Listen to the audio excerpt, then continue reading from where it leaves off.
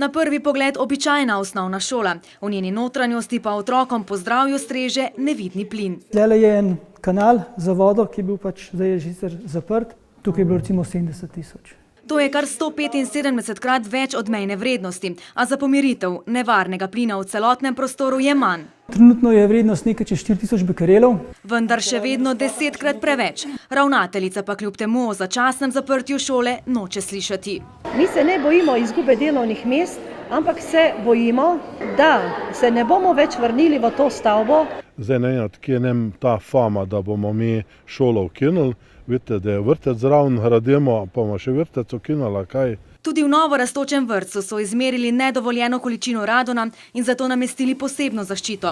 Težave s šolo pa ostajajo. Mislimo, da damo nek cevni sistem po temelj ploščo in z ventilatorjem vlečemo zrak ven. To bi bila verjetno dolgoročna obramba. Tudi tesnitev razpok med tlemi in stenami bi lahko omejila vdiranje plina. Trenutno edina rešitev je prezračevanje. Starši se ne vznemirjajo preveč. Tudi jaz sem hodil v to šolo 20 let nazaj, ampak smo tukaj zaenkrat zdravi, v redu. Malo skrbi je že, seveda je. Čakamo na odločitve, kakršne bojo. Prva odločitev je padla prav danes, čeprav so predstavniki Ministrstva za izobraževanje s sestanka odhajali v tajnosti. Vam bo ravnateljica povedala. Ker gre to za naravno katastrofo, se bo moral denar dobiti in to so mi obljubili, da zagotovo se bo. Šolo bodo sanirali z državnim denarjem. Več bo znano naslednji teden, ko bodo merilne naprave, ki so jih po učilnicah nameščali prav danes, pokazale uradno koncentracijo radona.